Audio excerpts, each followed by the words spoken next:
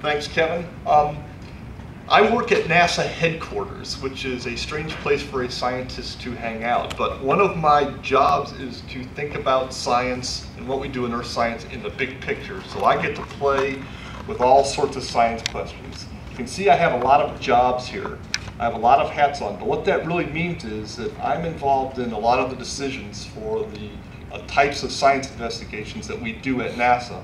And I'm going to show you a lot of pretty pictures. I could talk about each of these pretty pictures for 10, 15 minutes. I'm not going to be able to do that here because we only have so much time. So I'm going to touch on a few points here and try to get on because Eric's going to talk about the really cool science. But one of the things I'm going to try to do is set you up to show why we do a lot of our science with airplanes. And actually I have a soft spot in my heart because when I first started getting into earth science, right after I was in graduate school, when I got my first job, and within a year I had an instrument on one of our NASA airplanes, and we were flying over the North Pole back and forth. So that's how I got my start. And now I get to make a lot of decisions as to what we do in the long run. So let's go on to the next chart. I showed this just to show kind of the breadth of the science that we do in earth science at NASA. We've kind of parse things out into a number of these different areas that you can see there in the center, from carbon cycle ecosystems. I live in the atmospheric composition world, but I have my feet in a lot of these other science questions as well with what I do. And we attack the science questions, which you can see, at least from the atmospheric compositions, are kind of higher level science questions we go after on the right.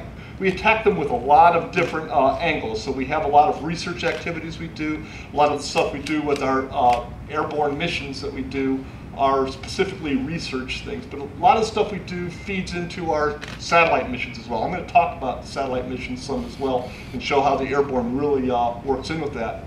Ultimately, everything that we do goes into models, our understanding of the Earth system with models. So all the data that we get, all of our trying to improve our understanding ends up in the models. But to make any of these things happen, we also have to improve our technology. And we use our airplanes a lot to try to help us improve our technology so that we can advance the science questions in the long run. Let's go on to the next question. We're NASA, we launch rockets. Our rockets in the last 10 or 15 years have put all of these missions up just to do Earth science. These are all things that are up there flying right now. All circling the Earth. The ones I've circled in yellow are the ones that I look at more because these are the types of missions that are looking at atmosphere. Some of these look at things other than atmospheric processes, but all these missions you see up there get some observations that myself as an atmospheric scientist, Eric as an atmospheric scientist, we use these data quite a bit. So it's quite a lot, but we also have a lot going on in the future. So if you go to the next slide, actually this one shows some of the things we do with our atmospheric science missions. We have a number of them flying right in coordination. And we do this, these are flying very close to each other. Within 15 minutes, they follow each other orbiting the Earth. And the idea behind that is we can take all of these observations together to try to answer our science questions.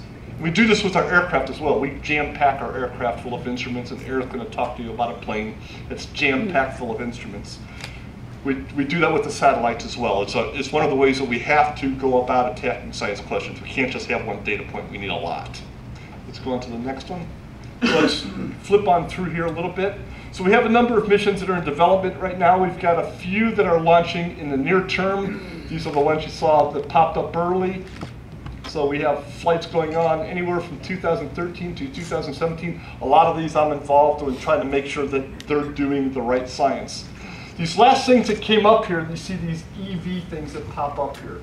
This is part of NASA's Venture Class program, which allows science ideas to come from the science community at large. So these are proposals that come to NASA, we get them peer reviewed, we decide which ones are most likely going to succeed and give us the best science in the long run. And we're doing these with both space missions and with airborne observations that we do. And what Eric's going to talk to you about is one of the airborne missions that was selected through the Earth Venture process. And you'll hear more about another one when you're down in Palmdale later this afternoon. So we're putting out these regular solicitations to try to do this. You see this one called Tempo, that's for the Earth Venture Instrument one. I'm also the program scientist for that, and I actually had to lead the selection process that led to that solicitation, and I was also involved with the selection process, the review and selection process related to ATREX that you're going to see coming up. And these are all led by an office that we have at a different NASA center than at NASA Langley, which oversees all of the Earth Venture Instrument program. It's my job to make sure that they do the best science. So let's go on to the next one. So I have a few charts here. You're going to see more of this afternoon, but this is just to introduce to you the types of airborne assets that we have at NASA. So these are all the ones that we either support directly or can easily get access to within our NASA Airborne Science program. That shows you kind of what the max altitude is, how long they can stay in the ground. We have some things that can barely get up on the ground and barely go anywhere, but they're quite useful for a lot of things that we do. And you'll see with the Global Hawk, it goes quite high and go quite a long way. So these cover the range of the types of things we do. Let's go on to the next one. Just quickly, we have some that go into high altitudes and some that are low altitudes, and there's pros and cons to each one of these things. This shows the range of the types of high altitude planes.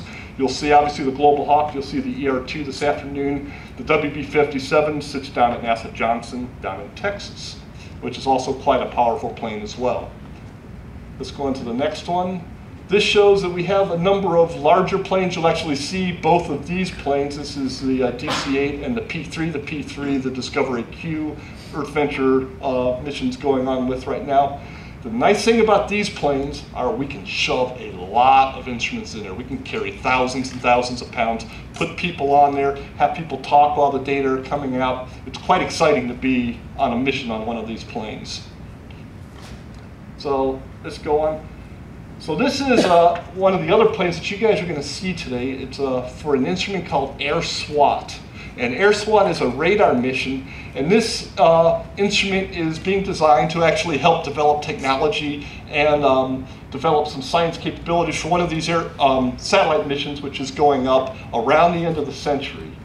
And the idea behind AirSAT is not one of the science areas that I'm directly involved with, but it's to help us to understand hydrological cycles, ocean currents, things like that. So these can measure elevation, which water in rivers and contributions to aquifers and ocean currents itself. It changes your elevation, and they use radar to very precise, to a centimeter type accuracy, to try to understand these changes in elevations from water itself, to try to understand how we understand ocean currents, river currents, things like that. So that's what this mission SWAT will be doing in the future. It'll be a coordination with the French Space Agency in the long run. And this is some of their early work working on the technology, and they're going to use these data for science as well. And you guys will see this, it's on a fairly pedestrian plane. It's on a B-200, very common plane. Some of you pilots out here may actually have a license to fly one of those things.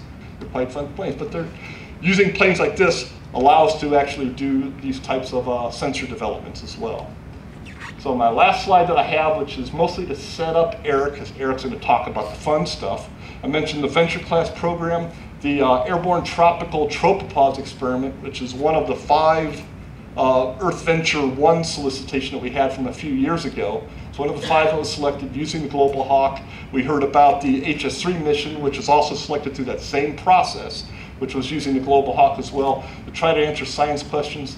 I used to do experiments to try to answer similar science questions. Eric's the lucky one that gets to do the more modern research with answering these science questions, so I'll just leave the real dirty work for what they're trying to do to Eric. So, any questions for me before we let Eric come talk to you about real science? Yep. Well, so you talked about supporting models. Yes. And so would this be collecting data to support models primarily at which center? Ames, Langley? This is all across the science community, not only in the United States, but in the world. And NASA, with our Earth Science, we have a data policy where all of the data that we collect are available for anybody to get. So we have data centers all across our the NASA centers, depending on what science question is where the data go. And we have those data so that everybody can use them. And the philosophy behind that is we get our money's worth out of the data. It's not just the people that we pay to do the research. It's everybody who's interested in the data get the research. And we think that's really, really important. It leaves transparency to the science that we're trying to do. Yeah. Anything else? Okay, yeah. How of those satellites launched into space, how much experimental technology is put on board, and how, if at all, are the components upgradable? Is that why so many are launched into space?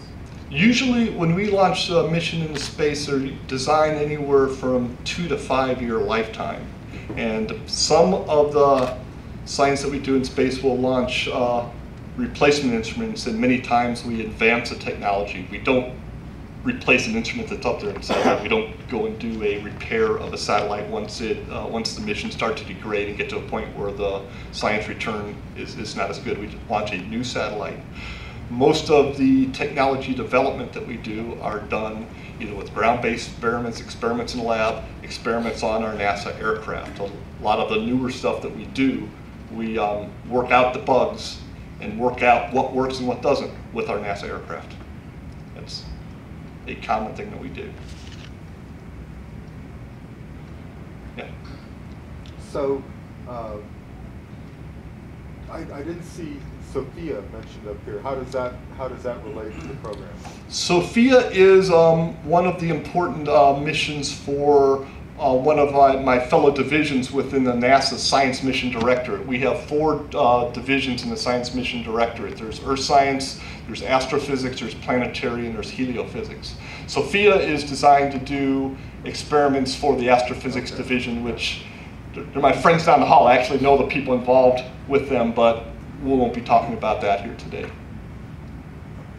Actually, they use a lot of technology that I used to play with as well, so I actually kind of like it.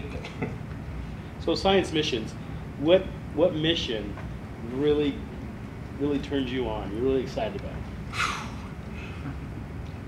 I actually think quite broadly, and I'm involved in a lot. One of the ones that I spend a lot of time with, and actually spent a lot of time with it yesterday, because I went down to NASA Jet Propulsion Laboratory. I'm the scientist for the Orbiting Carbon Observatory, which the first one went up and we had a launch failure, and we got agreement from our sponsors in the government to rebuild it, and that's going, and I'm looking forward to getting those data come out.